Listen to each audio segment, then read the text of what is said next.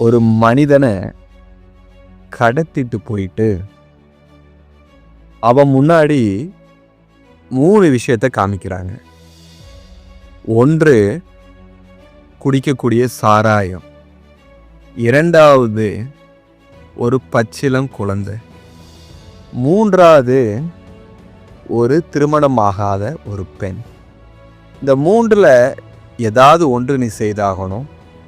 அதில் இருக்கக்கூடிய சாராயத்தை நீ குடிக்கணும், இல்லையா அந்த பச்சிளம் குழந்தைய கொலை செய்திடணும், இல்லைன்னா அந்த இளம் பெண்ணை கற்பழிச்சிடணும் அப்படின்ட்டு அவன் முன்னாடி அந்த 3 விஷயத்தையும் காமித்து அவனை மிரட்டுறான்.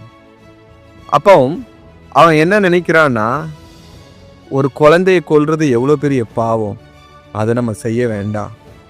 ஒரு வயதுக்கு வந்த ஒரு பெண்ணை கற்பழிப்புங்கிறது எவ்வளோ பெரிய கொடூரம், அதுவும் நம்ம செய்ய வேண்டாம். 3வது இருக்கக்கூடிய அந்த சாராயத்தை எடுத்து குடிச்சிடலாம் அப்படின்னு நினச்சி அந்த சாராயத்தை எடுத்து குடிச்சிட்டான். சாராயத்தை எடுத்து குடித்த உடனடியாகவே அவனுடைய மனம் அவனுடைய கண்ட்ரோலில் இல்லாமல் அவன் முன்னாடி இருந்த அந்த பெண்ணை கெடுப்பதற்காக முயற்சி செய்கிறான். அவன் கெடுப்பதற்கு முயற்சி செய்யும்போது அங்கே பக்கத்தில் இருக்கக்கூடிய அந்த குழந்தை அவனுடைய காலை பிடித்து அழ ஆரம்பிக்குது.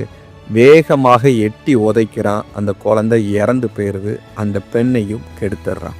அந்த போதை வஸ்து என்னென்ன பாவங்களை செய்ய தூண்டும் அப்படிங்கிறதுக்கான ஒரு உதாரணத்துடன் என்னோட குரு இந்த கதை எனக்கு என்னோட சின்ன வயசில் சொன்னான்.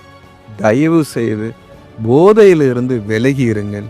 போதைக்குள் இருந்தீர்கள் என்றால் பல பாவங்களை நீங்கள் கண்டிப்பாக தொடர்ந்து செய்வீங்க. அதை உங்களாலேயே கண்ட்ரோல் பண்ண முடியாது. நமோ நாராயணா.